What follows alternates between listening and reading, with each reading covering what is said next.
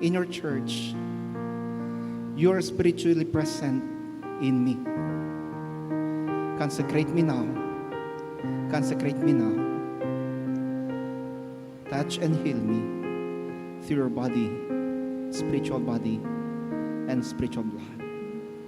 In your name, O Christ. Amen and amen.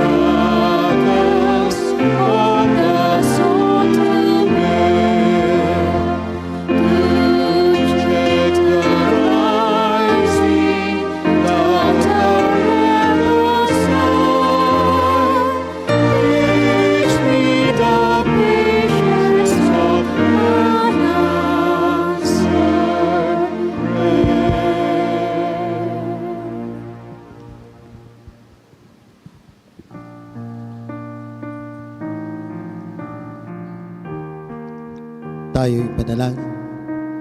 O Diyos na makapangyarihan sa lahat, kami po ay lumalapit sa iyo na may pagkumabang puso o Panginoon. Naririto kami lumalapit upang magkaroon ng kaugnayan sa iyo. Sapagkat hindi lang sa selebrasyon ng Pentecost Day o Panginoon, kundi dapat araw-araw kami ay konektado sa iyo, Panginoon. Lord Jesus, darito ang iyong mga anak na nagsilapit to Panginoon.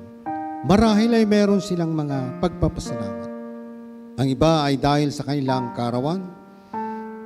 Ang iba naman ay dahil pinagaling mo sa kanilang karamdaman. Ang iba naman ay lumalapit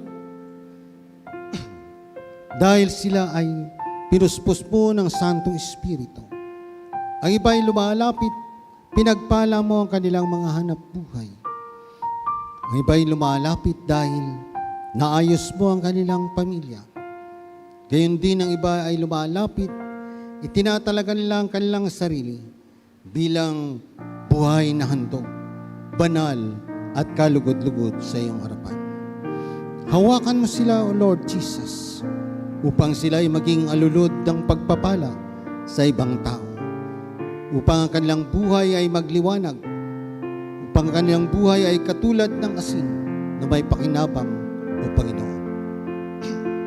Hallelujah, Lord, Ikaw ang siyang banguna, patnubayan mo silang lahat.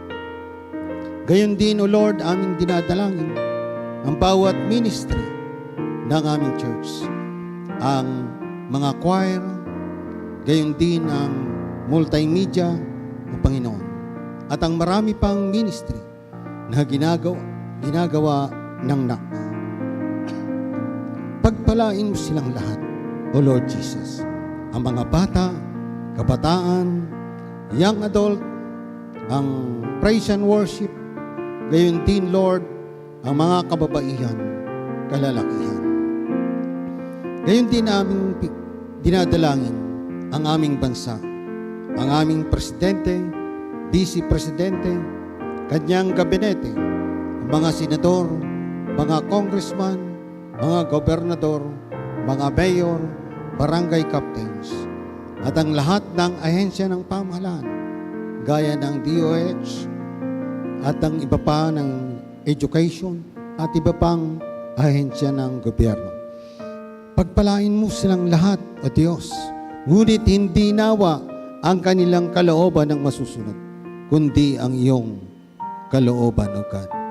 Gayon din, pagpalain mo, God, ang aming mga obispo, mga DSS, pastor at chakonesa, mga misyonero at misyonera, mga Sunday school teachers, mga manunugtog, mga awit, mga care group leaders, cell group leaders, marami pang ibang ministries sa Panginoon. Ikaw nawa ang humawak sa amin upang kami ay magkaisa, sama-sama, upang magtagumpay ang iyong iglesia sa dakong ito. Ibuhos mo sa amin ang mayamang pagpapala, siksik, liglig at nag-uumapaw pa sa patuloy naming paglilingkod sa iyo. Sa Diyos ang papuri at pasasalamat sa tanging pangalan ni Jesus na aming Panginoon at tagapagligtas. Amen.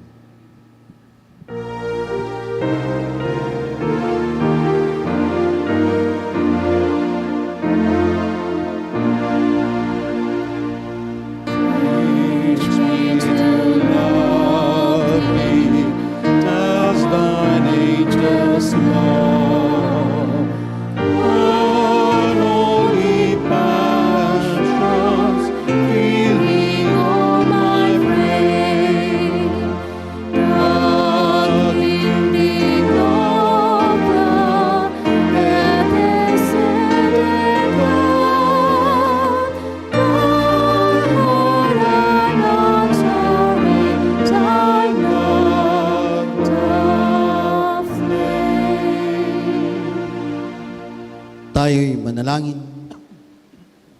O Panginoong Diyos, kami po'y buong pusong nagpapasalamat sa iyo, sapagkat kaming magkakapatid ay sama-samang sumamba sa Espiritu at katotohanan. At aming nalasap, O God, ang iyong pag-ibig, pagmamahal, pag-aaruga sa amin. At kami ay lalabas sa sanktuaryong ito upang makapaglingkod sa lipunang aming kinagagalawan. Ang Diyos nawang mag-ingat at mag-ampon sa inyong lahat. Umayo kayong mapayapa, paliwanagin nawa ng Diyos ang inyong mukha at taglayin ang mayaman niyang pagpapala mula sa amang pag-ibig at ang patuloy na pagliligtas ng kanyang bugtong na anak, si Jesucristong ating Panginoon at tagapagligtas. Ang paipisan, aliw at kapayapaang pinagkakaloob ng banal na Espiritu sumaatin mula ngayon at magpakailanman. Amen.